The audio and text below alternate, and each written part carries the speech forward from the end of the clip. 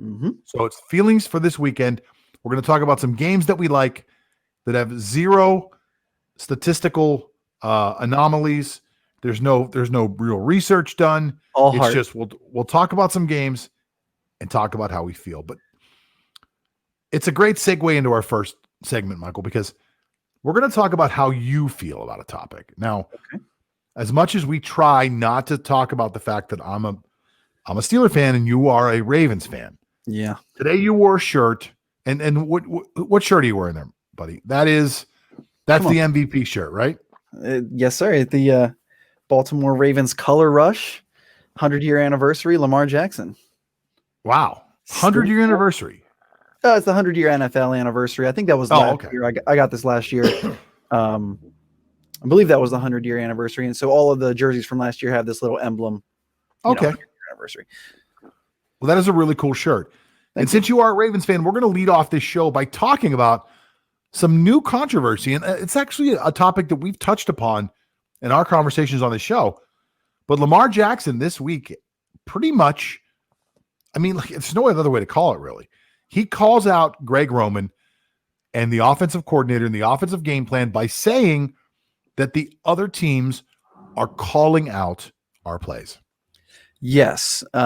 Lamar, I think it was on the Rich Eisen show on Wednesday. He brought up that, other teams have been calling out the Ravens plays and at the line of scrimmage, and by the way, just to interject really quick, I don't know if you watch the interview, Rich Eisen does a great job. Lamar just kind of like says it and kind of leaves it out there and tries to move on to a different topic.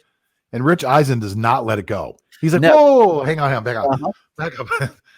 Tell me that again. Just say that one more time. Yeah, that was He's great. like, hold on, yeah, come on, Lamar, give me a little bit more. Oh yeah, it's great.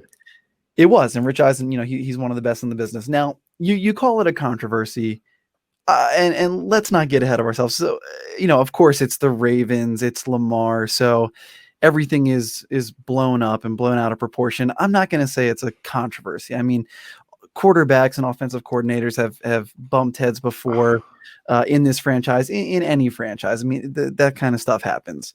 Okay, well, listen, hang on. Let me just interject. It's not a controversy if it's only Lamar Jackson saying it. But as we talked about last week, a wide hit, I guess you would call him your number one wide receiver, AB's little cousin, calls him out for pretty much the same thing. Cousin. Yeah.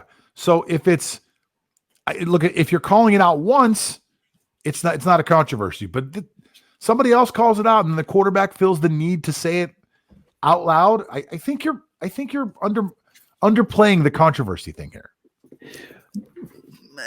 Maybe I'm underplaying it. Maybe you're overplaying it. As a Steeler fan, you probably want to see some tension inside the Ravens locker room, inside that offense. And maybe no. But let's remember, in fact, Greg Roman said this when he was asked about Lamar's comments. Greg Roman brought up Raven legends Ed Reed and Ray Lewis and said that those two, used to call out Tom Brady and Peyton Manning's plays all the time. And if you remember those matchups between Ray Lewis and Peyton Manning, when they would make 3 to 4 audibles, they would line up and Peyton calls an audible, Ray Lewis calls an audible to counter that back and forth.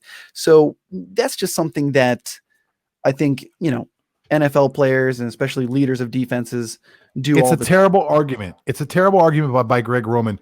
Greg Roman basically compared the Indianapolis Colts to 2 Hall of Fame legends. Ed Reed very well could be the greatest free safety to ever play the game. Mm-hmm. And Ray Lewis is at least in the conversation at middle linebacker.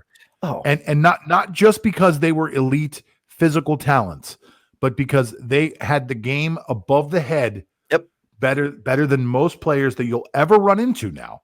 So if you're telling me that the average NFL player today is being compared to 2 Hall of Famers who have football IQs that are among the greatest ever, I don't see the argument as being a valid one. I guess it's not. And I think Greg Roman was just trying to shift blame. He's saying, look, Lamar, you should be able to deal with defenses knowing what play we're running. I mean, that happens all the time.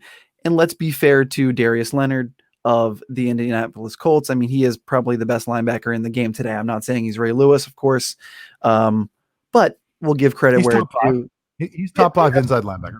Absolutely. So, but I think Greg Roman was saying, or I think Lamar was saying that the Steelers were doing that too a couple weeks ago, and Yes. teams have been doing that, all season for them. So it's definitely a blame game that they're playing.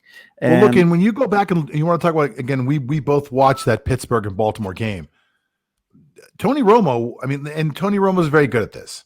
So Tony Romo is not the best example, but Tony Romo would say, watch out for the quarterback.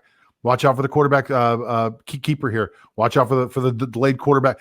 And number 98 for Pittsburgh, who had come in as the backup nose tackle, Suggs, came in and basically said on that last play, the second to last play, not the play when you guys get the ball and you drive back, but the play where Lamar tries to back up and take it as a quarterback by himself, the quarterback keeper.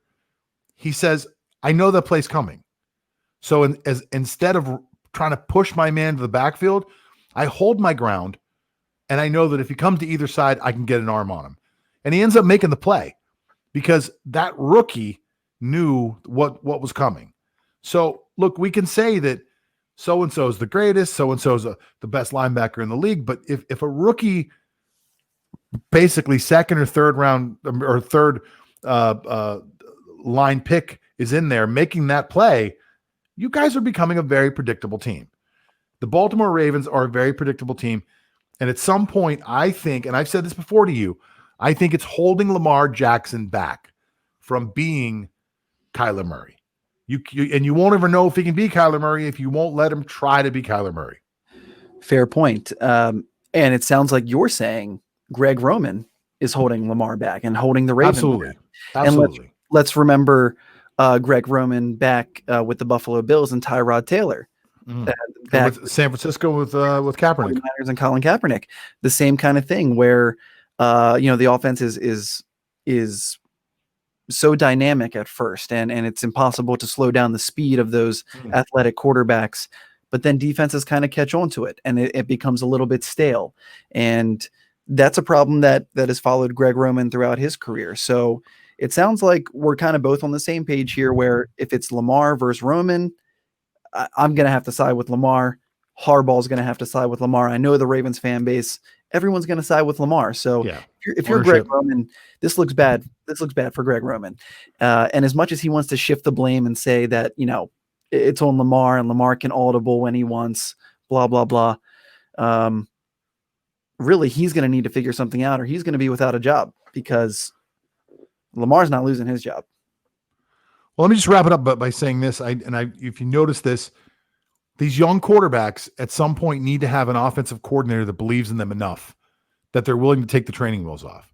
Sure. And I believe that, especially from watching that Steeler game where, you guys ran for 250 yards, but at the same time, you really put yourself in a situation, in my opinion, where you became a very predictable offense. And if you would have taken the training wheels off right then and there, and said, we're not going to line up in a power eye. We're not going to do all the shifting crap. We're going to put Lamar in shotgun.